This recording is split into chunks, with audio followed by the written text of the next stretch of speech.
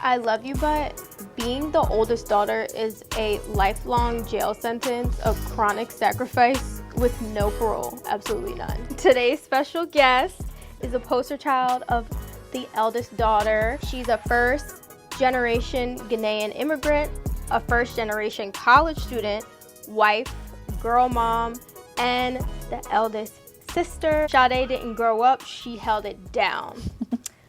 From moving to Maryland with her older brother and grandmother at 6 from Ghana to building her own major in college because the existing ones couldn't contain her ambition, Sade's story is textbook eldest daughter energy.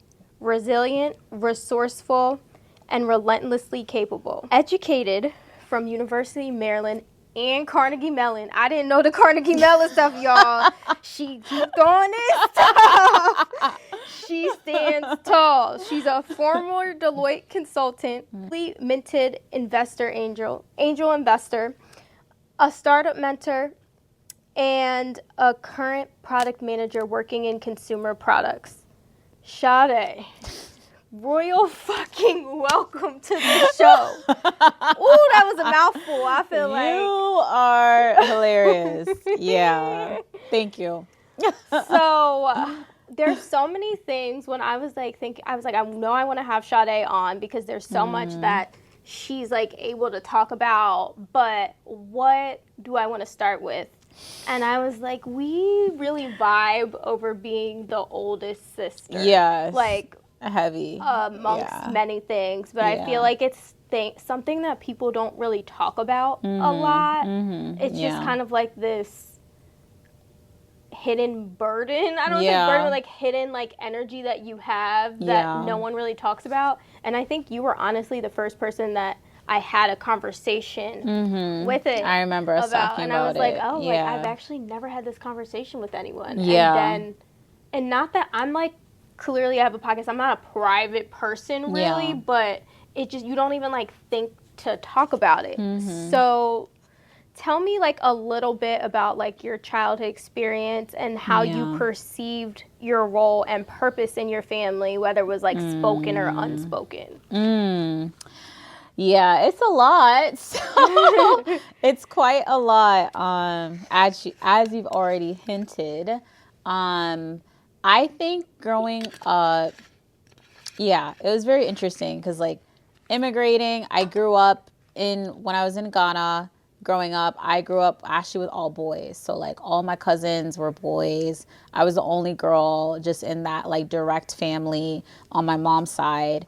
But then transitioning, I think when we were in the States, it was me and my older brother, and then my mom got remarried and then had, other kids, and then just kind of, I don't know, naturally like falling into that place where there was this weird gap, like a 10-year gap between me and my younger siblings. And I just ended up kind of being the point person to take care of, like I remember, like past like the weaning point, maybe when they were like 4 or 5. But I remember even in elementary school, like 5th grade, I would be pulled out of school early to go take care of my siblings. Like, like my mom would like come and pick me up, like, I guess like the last period or something.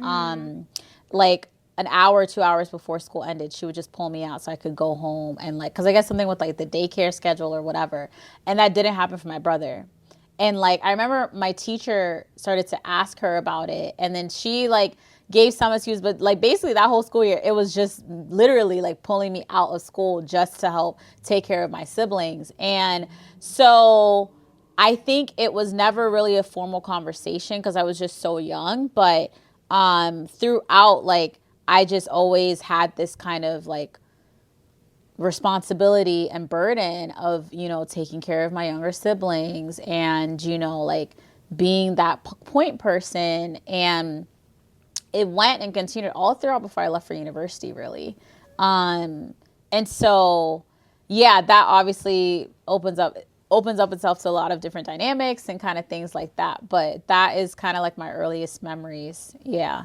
Did you at the time, because like 5th grade, you're like, what, 10 10 years old, I yeah, think. if that, You're yeah. not any older than 10. Yeah. So do you remember, like, did you think it was, like, weird, or did you just, were you just like, oh, this Yeah, I definitely normal? I definitely thought it was weird. And I think I always felt, I definitely thought it was weird. I think I always felt that like burden, and it got more severe, especially in high school when you start to do extracurricular activities and, or you want to go to the football game or, things like that. But it's like, oh, like I have to be home because someone has to be home for when the kids get off school, or like the school bus or something, because my mom was working late because she was like a nurse and in the hospital and stuff like that. But it was like, we don't have enough money, and like, so I think I felt that kind of like not having to have that full childhood. And that was stuff that I worked through, like therapy works, that I definitely went through to kind of unpack for myself. But I definitely knew that what I was experiencing was not what my other peers were, having to do, in terms of they just got to just focus on school and focus on, what was important for them.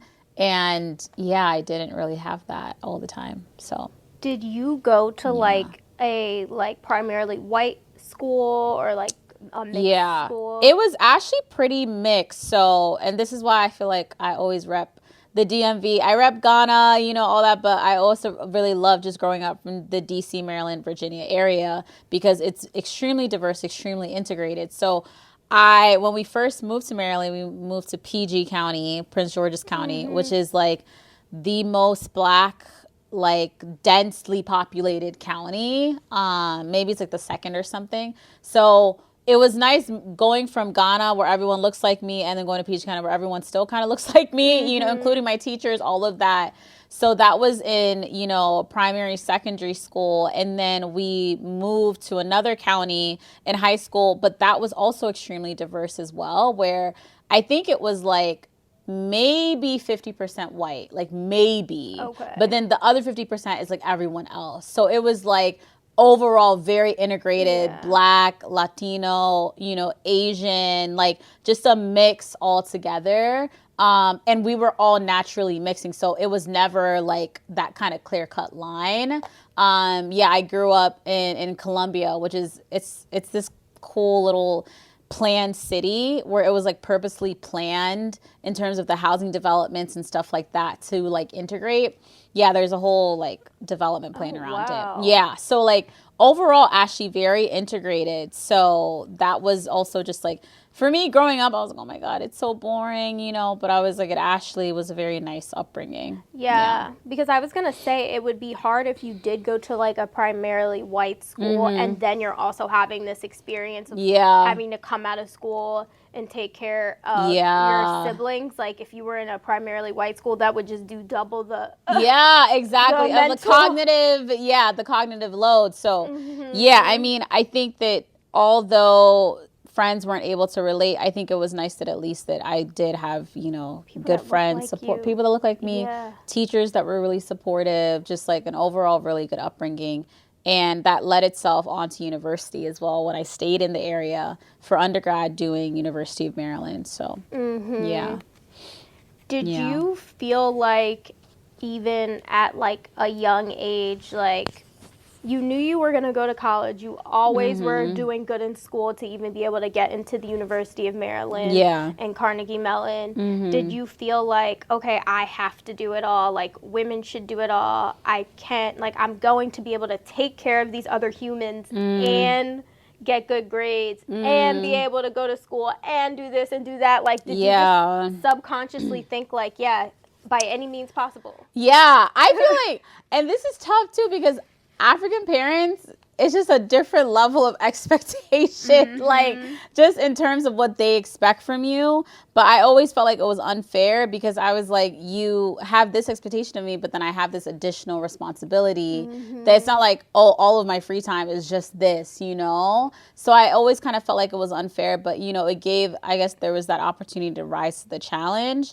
But I think for me, I always consciously and subconsciously always looked at education as like my way out, where I was like, okay, if I get good grades, if I do good in these classes, in my AP classes, high school, you know, like I did internships, all this stuff, extra, you know, extracurriculars, research, all this stuff, I'm going to get into a good university or like full ride or whatever, and then even grad school and all of that stuff. So I just remember always having that at the forefront of my mind where I was like, okay, this is hard, but I want to be able to create my own path and create, you know. So I felt like that was just really important to me.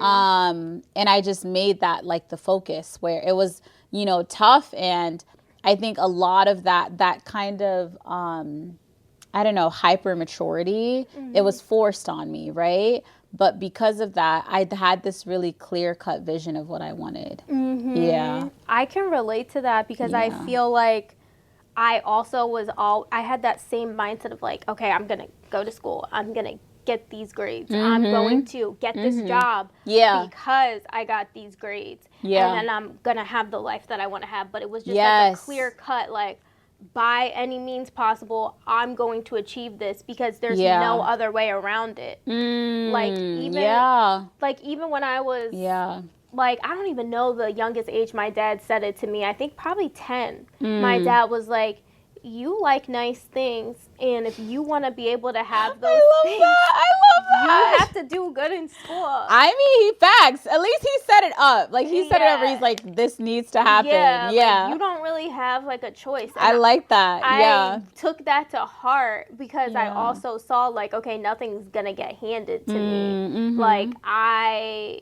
have to figure out how to make it work. Yeah. Regardless of how I feel with the circumstances, like, I have to do this. And it's like, I don't regret it, but it's also, to your point, like, oh, I don't feel like I had the same, like, freedom that a child has, like, mental freedom. Not that, like, I was, like, locked in the house, but it's, like, the mental, like, oh, like, I'm gonna work hard at school, but then I'm gonna relax, or I'm gonna feel like just that lightness. Yeah, like that childlike lightness. That I feel I didn't have. And you don't really think about it.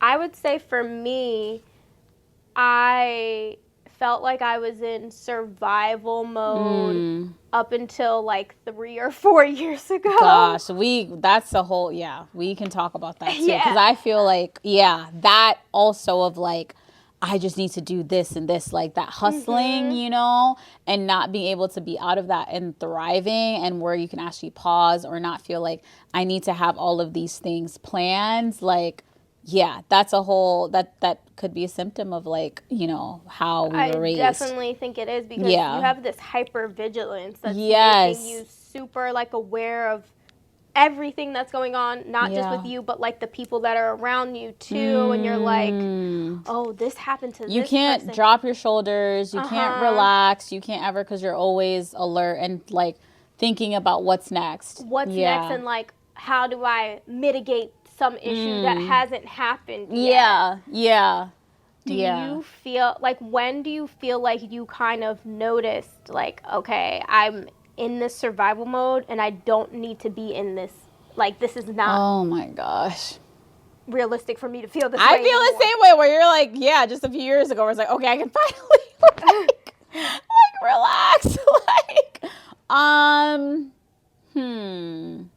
Because sometimes I do feel like, okay, like I am naturally ambitious. So it's like, oh, like, do I want to do this, or do I just feel like I have to, you know? I think honestly, it's still a battle that I have, because like, and I want your thoughts on this too, but it's still a battle because I think sometimes I'm like, oh, how can I reinvent myself? Like, what are some new things that I want to try? Or like, you know, like recently I was like, I want to join a nonprofit board, and, you know, like just things that I'm just excited about. But then other things where I'm like, okay, is this for me or is this for others? Or does this, because I feel like I'm at a certain age, or, you know, where I should be doing these things or having certain visibility, or, you know, whatever. But it's still a struggle. I don't know how you, like, what's your impression about it? Because I feel like, I don't have a perfect answer yet. I think that I always ask myself that question of like, what is it that I'm trying to get out of this experience that I'm seeking? Yeah. And like, how does it support like the overall vision that I have for my life? And not just like the accolades, but the feeling and the activities I want to do, like the things behind it. Like I always ask myself that, like, is this actually going to support that goal that I have? Because I think because we've grown up like by any means possible, any means necessary, we know we could do anything we put our minds to. Like literally. You could tell me the craziest thing, like, you know, I want to be the CEO of Apple in 10 years. And I'd be like, oh, so what's your plan? Like, I would believe you. We're like, let's backtrack. Like, you know, let's do this and then work backwards. How do we get there? Okay, like, let's I execute. would be on. I'd be like, let's go. Like, let's do it. I would not even think like, oh, you sound crazy or anything. Yeah. So when you have that kind of like programming of I can literally accomplish anything. Yeah. It makes you have to be like, but why am I trying to accomplish this? If you want to slow down. Yeah. Because like I even like have flirted, and not to say that I'll never do it, with the idea of going to law school. And it's like I keep asking myself, okay, but why? And I'm like, okay, it would be fun because I do like that type of stuff. Yeah, 1L would be fun for sure. I'm like, but like without knowing that I don't need it to get a job now. Yes. Like, but I'm like, do I need to put myself through that right now? Like, let me like sit back and think about like, okay, what are my goals? And I'm like, can I get to my goals without the law school? And at this point in time, the answer is yes. Yeah. So I'm not going to put myself through that. So you're like, maybe not. Yeah. Maybe not. Yeah. And I just have to constantly ask myself like, okay, but why do I want to go this extra step? Or why do I have this extra mile? And then the other thing I ask myself now is, do I have the capacity? Do I really actually have on top of everything else? And then also it's like to do it well and intentionally too. Like not just, okay, let me pick up this or, you know, prep for this or, you know, this new journey, whatever. But it's like to do it well and with intention and not just like mindlessly, like robotic, let me just, you know, accomplish this. Everything we do is always, we're putting ourselves into it. Yeah. Like, I think there's, like, a certain level of, like, feeling and empathy that we have as women. And then being as women who were parentified at times. Yes. You just have a certain level of, like, whatever you do, you're going to put, like, that emotion and that feeling into it. And I think about that all the time. I'm like, if I were to start this, I'm not going to half-ass it. Yeah. Like, if I go to law school, even though I don't need law school grades, I would be trying to get an A in every fucking class for no reason. You're like, okay, let me go to every office hour. Yeah, let me connect, you know, let me capitalize on this and that. And like, no, so I'm not doing it because I know once I start doing something, there is no like half-assing it for me. No, absolutely not. And I think like there is beauty in the people who are able to be mediocre and like be okay with that. Yeah. But I think like for me to be okay with being mediocre, it has to be something that I know I'm going to not be mediocre at eventually. Like I need to be like, oh, I'm working towards getting good at this. Yeah. Like I'm fine with having a podcast where it's like, oh, I wish I had better lighting. I wish I had a YouTube edit with this, that, and that. And I wish I had these cuts and that. But I'm going to get there. You're going to get there. Because I know that stuff is like, incremental. What the goal. But it's like if I was just starting the podcast or doing a podcast just to kind of check a box, I wouldn't be doing it at all. There's no intention. There's no kind of driving thing that, or there's nothing that's really like in your voice, and that's what matters. So it's like, I think when we're choosing these milestones, you have to determine, why am I doing it? Where does it get me to? You know, and if it's in your voice and on your path, like that's, I think that's the most important, because I think we get to a point too where I think for people, they tend to just compare themselves. But then when you get towards certain milestones, whether it's like your 30s or your mid-30s going into 40s, and age is a very popular milestone too, where people start to look and then stop and compare and say like, should I be doing that? should I, now start doing this? Should I be going to law school? Should I be, a real estate investor? Should I be, starting a business? Because my friend started a small business, like all of these things. But it's like, okay, is that for you though? And is that something that you've wanted, or towards, like you said, like the goal that you have, and then working backwards from that, yeah. So, and I think for, like you said, when we have been in that position as the eldest daughter, where it's just like you have to act on behalf of others and then kind of put yourself last, there's this retraining that happens where, okay, now how do I start to put myself first? How do I start to think, for myself and not out of empathy for others all the time? And yeah, and it's crazy because I think that it mirrors itself in so many different relationships, your work situations and the careers that you choose, your romantic relationships, your friendships, where you start to really think about, how am I honoring myself? Am I putting myself first? Whether it's in my career, where maybe when you get a certain job, you feel like you should just be grateful, or you feel like, oh, like this is where I need to be just to get to be enough, right?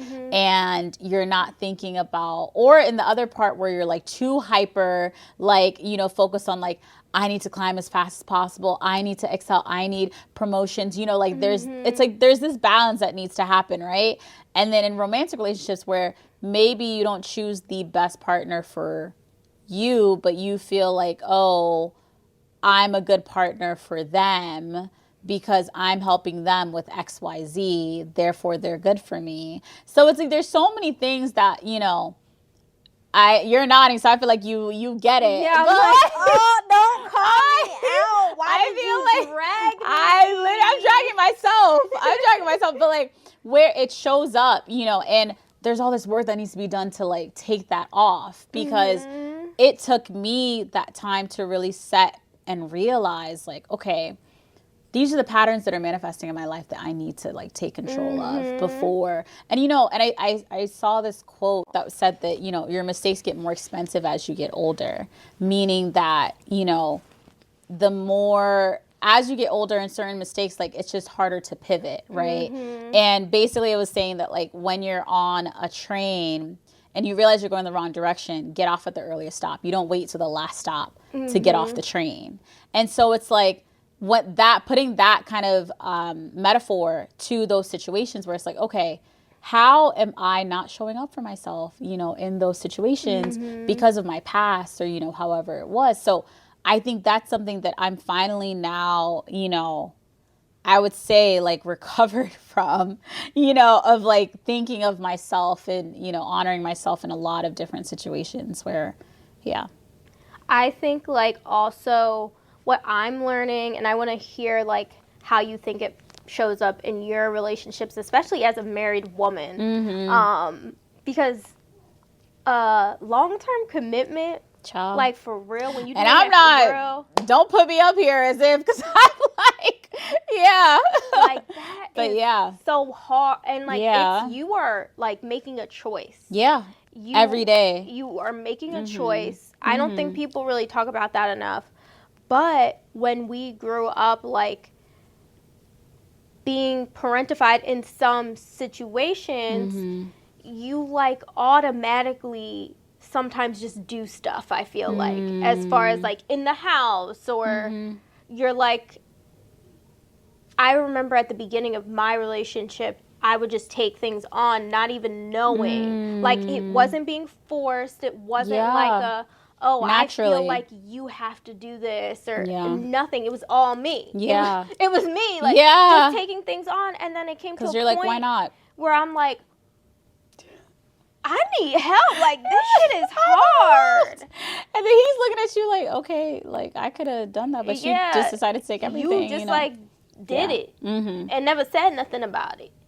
And it's like, I did do that, and I did never say nothing about it. But it's because, like, I'm just so used to just, I see something, I do it. It's like almost like the hypervigilance of, like, the things that you see in a house. Like, oh, this is out of place. Yeah. oh, you instantly just like detecting. like you had a cup here, I'm moving the cup, but like he was gonna come and get the cup. Yeah. Right? But like she felt like, okay, the vigilance, I'm like, I need to move it. Yeah, exactly. How do you feel like it's shown up like in your adult relationships, whether it be like platonic friendships or otherwise? I think, and I won't say about things like presently, but I think just in previously where I was just like overly selfless, you know, and just always putting the other, I'll say about romantic relationships where always putting the other person first. And then even just like not trusting my own intuition, which was like, and judgment being shaky, you know, which is weird because, you know, you're used to making judgment calls for everyone else, but for some reason, like you can't trust your own judgment when it comes to your own situations. Yes. And so I just remember not being able to really understand, like, am I honoring my gut? Like, is this my gut telling me this? Oh yeah, it is. It's that feeling, right? Like, or like understanding from that intentionality perspective, like, where someone is actually coming from and just believing that, you know, believing what I see.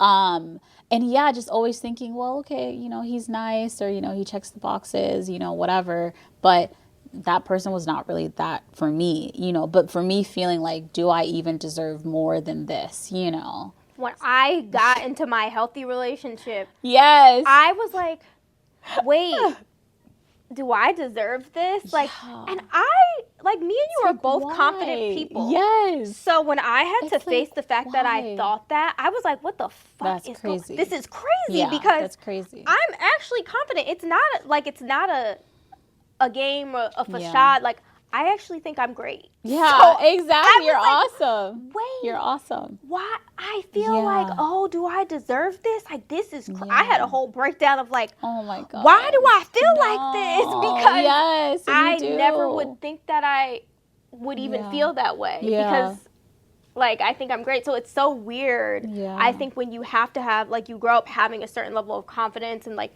no, people come to you for advice. Like you said, you always kind of know what to do as far as decisions or instincts for other people.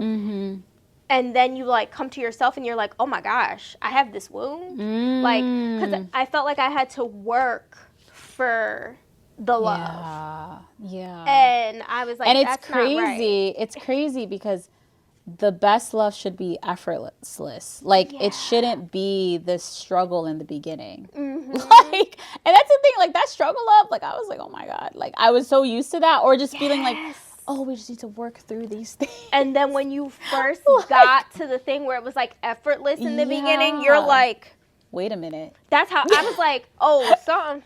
Yeah, literally, something like, I'm just waiting for this to happen. I'm waiting for this to be off, you know. And I remember my aunt gave me this advice that I still hold on to, where I remember she said the first 5 years should be total bliss. Like, she was like, you should be so in love. And she's like, because it's easy. She's like, it should be easy. And she was like, after that, you might run into some things, or when you have kids, she's like, that's when it gets difficult because there's all these new challenges. You have humans that you're taking care of. But she was like, if you're having problems, even within that first year, it's a no. Because she was like, life, I remember her saying this, life is long.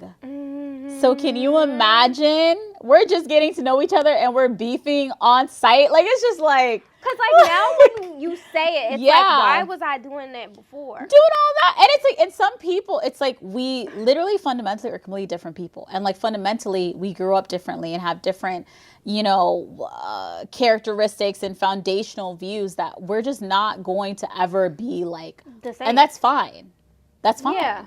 But yeah, so much of like feeling like you can fix that, or, you know, just not putting yourself first. Yeah. And then so breaking out of that. And also there's this rush. I was reading this excerpt where it said, like, for those that have had to be, I guess, adultified, or, you know, have gone through that process when you're younger, there's this rush to, there's more of a rush to even be more of an adult, where it's like, let me find that person, let me get my first job, move out of the house, get married, whatever, and then start to take that on almost as like an escape from everything else that I grew up with, right? And I felt that too, where I felt like, okay, after, you know, undergrad, like, I need to get my first corporate job and then move out and then find someone and then just kind of like, you know, go about, you know, which wasn't the right way. And that took unpacking for me to be able to be out of that survival mode into thriving mode. And, you know, I'm married and, you know, have my partner and, you know, my family now. But before that happened, I had to really make sure that I was not setting myself up for failure, you know, in that way. But yeah, it's a lot of just like that mental load that I don't even think parents realize that they're kind of putting on, you know, or family members, where it's like there's this like psyche switch that, you know, yeah, has to change with that. And I remember feeling like as an adult, you know, like after, I guess what, post 22 or whatever, paying my own bills and stuff, like I actually felt that that was easier than when I was younger and at home because I had agency. And I remember like, because I had friends who were like, oh my God, like, you know, I'm paying rent and this and whatever. And I just was like, I could do whatever I want now. You had, as a child, responsibility with no agency. No agency. That's why I'm like, this is a parole. Parole, like, okay. I'm in jail, for like, real. I have like such like for real responsibility. Yeah. And yeah, I can't make decisions for myself. I can't do what responsibilities I with no agency. Yeah. Like what? Now I have responsibilities with agency and free will. Like it's just Yes. like you have and the ability to, you know, make those choices. But yes, like I think that line captured it so well because I just felt like being an adult was so much easier. Like I agree. Like most like, people feel, and I get kind of nostalgic about it sometimes. Like most people are like, oh, I loved high school, or I loved this time in my life when they were like before they were an adult. And I'm like, I feel like my life gets better as I get older. Like once I like went to college, it was like a little bit better. I still had so much responsibility for sure. and like for sure things I had to deal with. But then like once, like you said, I finished, I have my apartment, I'm paying my bills, like life was even better. It's even better.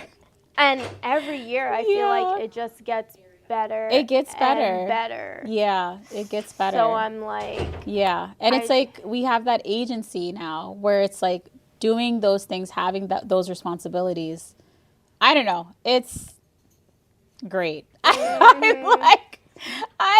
like the opposite. But then it's like, how do you... What have been some things that you've gone back in time to do to heal your inner child and let your inner child come out, especially now, like being a mother, having that balance of like, I am a mom, but also my inner child, like I was telling you off camera how I just went and did adult tumbling. Yes. It's like, what are your things where it's like, okay, I'm responsibly honoring my inner child. You know, that part of myself or just allowing myself to live and all of that.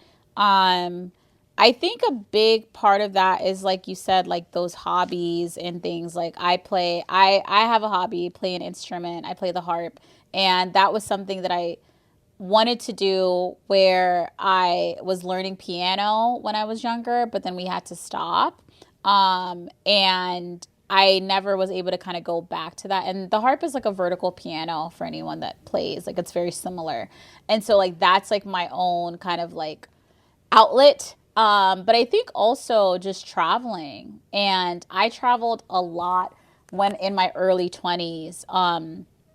Not only in college, but also for like study reasons, but solo traveled, to so many different countries where and I feel like when you're traveling, you're kind of like a child again because you're just, everything is so new and you're just like the basics of everything. And that really allowed me just to be able to not have like responsibilities, to just focus on the things that I always loved, learning about other cultures, reading about, other cultures and other foods and things like that.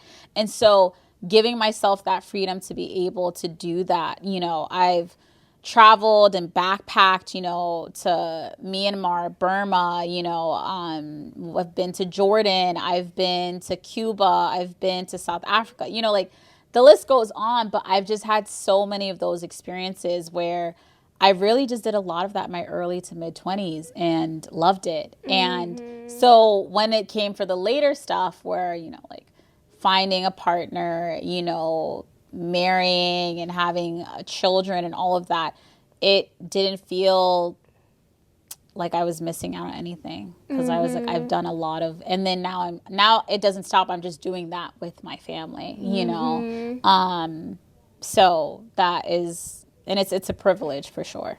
Yeah, I think Yeah. I've realized that I have a privileged life now, but it's so weird reconciling it with not having it. Yeah. Growing up or Yeah. in college, it's like, oh, like I'm a privileged person. Literally. I mean, yeah, did you grow up kind of like, I don't, yeah, we don't have to talk about like, but I think like for me, I grew up just like struggling, financially. And so like, or without basically. And then so, yeah, like you said, when you realize, you said like, wow, like we are privileged, right? Like, or just having that, the autonomy to just do things. And I feel like for me, wealth it literally translates to having options and choices. And I think when you don't have that, when you're either like, in poverty or lower income or whatever it is, you don't have options. You don't have a choice. You don't have a choice. I have to give my kids something that's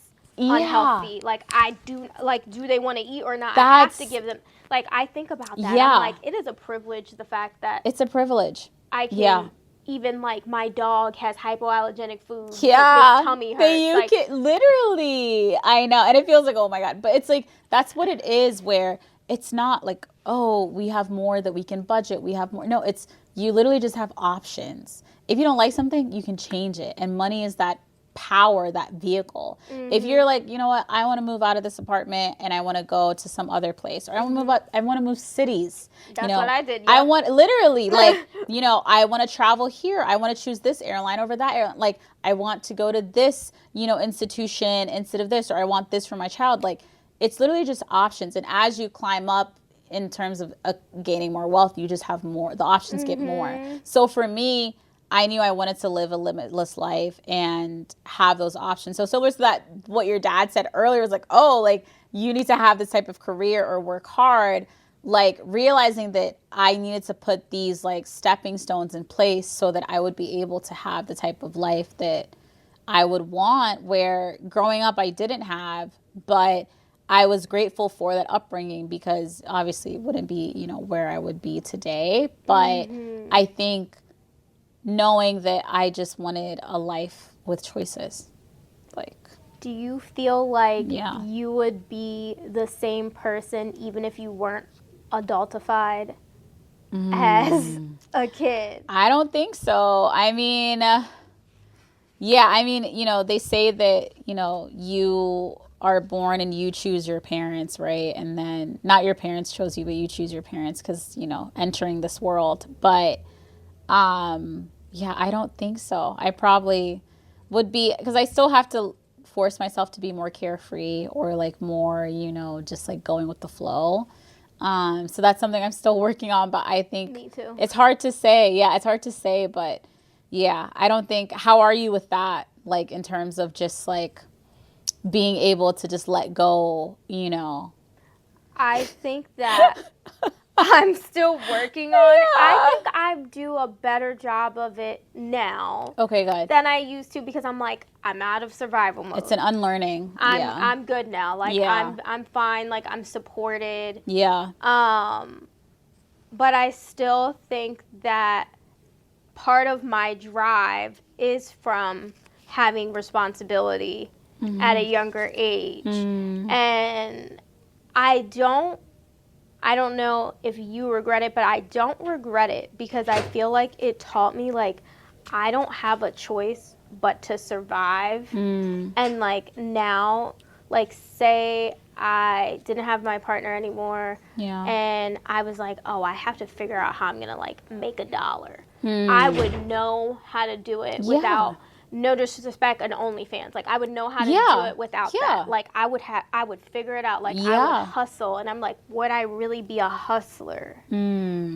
And maybe I would. We'll never know. But I'm like, I feel like it really, like, enabled me. Hardships and challenges make that grit come out. Yeah. But then it's like, I want to hear your perspective being a mom now that you are privileged in certain ways in raising your child. What are you going to do different versus what do you want to instill? Yeah. Because you want to instill all these good, positive things that came from it, like the tenacity, resilience, resourcefulness. Exactly. But you don't want her to feel like she doesn't have a childhood. So how are you going to do that? I think it's a balance, and like the thing about parenting is that you won't know if you were successful until like your kids are adults, and then if they still want to, right? And then it's like if they still want to talk to you, and like all of that stuff and what their outcomes kind of look like. But I feel like there has to be balance. I know I definitely am like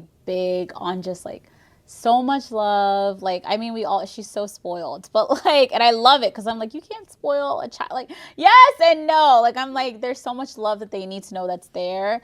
But yeah, I think there are things that I was like, but I'm also strict with certain things, like in terms of like reading to her and, the expectations from like an education perspective, the activities that she's going to do, the privileges that she has. I'm like, okay, when it comes to watching TV, when it comes to, anything digital, iPad, like it's a no. Like, I think I just have these boundaries that I am very clear about, but then I'm also like, you can't have too much of that because then the child is going to rebel and, and all that stuff and not really know themselves or not feel confident in themselves because you didn't. So I think ultimately the type of mom that I'm focused on is like, how do I make sure that you are extremely confident and know that you're going to do that and be able to, but then also know you have a team behind you. Because I think for me, I felt like I didn't have that. So I felt like it was just me. And, like whether it was family, I felt like I really just was on my own, when it came to the goals I was trying to reach or, the things that I was working towards. Because at times it would be like, okay, I'm trying to study for this exam and then you're asking me about the kids, or I need to go, do this for them or whatever. And it's just like, how are these two are competing? So always feeling like it was like, on my own. But now I'm just focused on like, how do we make sure that she just know that she's like so loved and then also like financially, like how do we set her up so that like we have her savings and her college stuff and other just like we can talk finance stuff too, but like and that's something I'm actually really getting more passionate about. It's just like financial conversations and like getting us and women to talk more about it.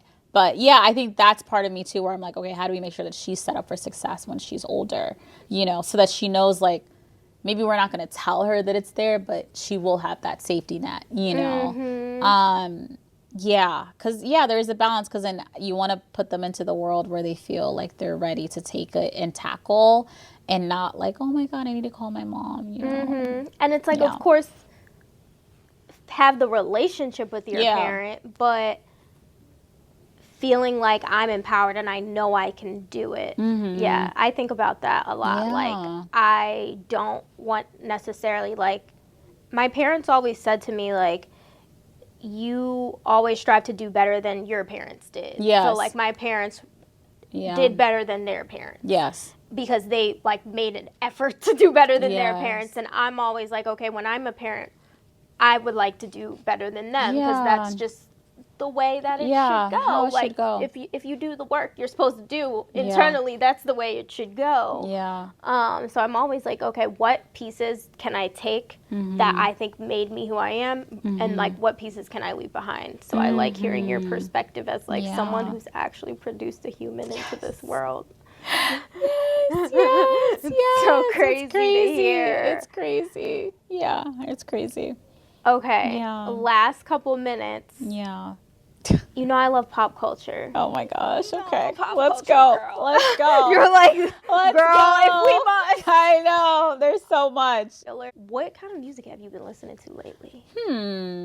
It's been a mix, honestly. I've been listening to like some, I guess, neo R&B, Naomi Sharon. Okay. She is like so good. She just came out with a new album this week. Love her music. I've been listening to some Afro beats. I was recently in Nigeria, so I was just like on that, Yes. just, like wave. Do you have footwork? Do you know how to do the footwork? Oh yes, for girl, sure. I'm gonna need some hello, lessons. Like yes. this summer, we gonna have to Look, I feel like there's a new trend like every summer or even like twice a year where it's like, okay, you got to know how to, yeah, especially with a Mapiano, like you have to, because then it's like there's handwork and like, Because when you go to the like Afrobeat clubs function, and stuff, it's like, oh, this is cool, but if you don't know how to do the if stuff, you don't know, like. And that'd be me. Because it's like, it's a rhythm. And like, even with Caribbean music too, like I remember I went like for my friend's birthday because she's Caribbean. Yes. She's from Barbados, and we went to this thing. And like, I was like, oh, this music is fun. And everybody's like, ass to the air. Wine and doing all this stuff. And I'm literally like. You're like, okay. And the guys whine too. It's not just the girls. It's like the not guys just the can literally girls. with the hips and everything. Yeah. And I'm literally there. You're like, okay, dang. She should have prepped you. She did not prep me.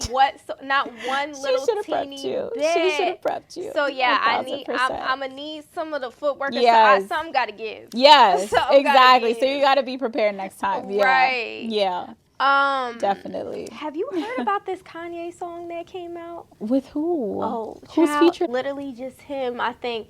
And he has like a band of like yes men. It's like a whole choir, and it's like Hail Hitler or something. He should. Oh yeah, I don't know what the recent stuff is, but I just think that just about his legacy, it's just unfortunate because it's just like you have someone who was now in the past tense extremely talented, extremely just like formidable, and just to see where things are today, it's just very unfortunate. And like you said, he has a lot of yes men and people just around him that are squandering his money, squandering his legacy. And like letting him produce he's a father, songs. And about to lose that too. Like it's very unfortunate, I think, just because I haven't even seen or looked into that, but like even just the other things I had been seeing like in the past few years, I just was like, So yeah, I mean, it's important that you have new things to chase, and like it's great to leave something at the high. I don't blame Rihanna for saying, you know what, I'm not even gonna listen to all y'all ask me for another album. I'm very much in my motherhood, very much in my empire building phase, and like that. Instead, and then found relevancy in that way, as opposed to trying to be like a pop girly or something, in the like it's just like leave it where it's at so she can go on to build and focus on this new life and just other empires that she's gonna be relevant today to other people. Like music is not the only thing, so that's a lesson in itself. Honestly. Yeah, like know what you're doing and why you're doing it, who you're doing it for, and it should never be to chase the validation of other people. Never. Because when you're going to chase for the attention or the validation of others, you end up like Kanye. Yeah. Versus Rihanna is still, like you said, and constantly achieving accolades, doing big time, big things, but it's like intentional with like the point in her life that she's at. So exactly. Shout out Rihanna. Let's shout all out to be Riri. more like Riri. Bad gal. Gal. Well, thank you for joining us. Yes. Thank you for the little pop little entertainment that we had. Because I have to throw that into everything. We it's a good spin. Serious shit. Yes. We had to back up. We had to back up. I'm like, did we even laugh in the episode? Like, nah. So I had to do that. But I love it. Like, follow, subscribe at ILY But Podcast on Instagram, TikTok, YouTube, Spotify. Yes. And let me know what you think. All right, y'all. Bye. Peace.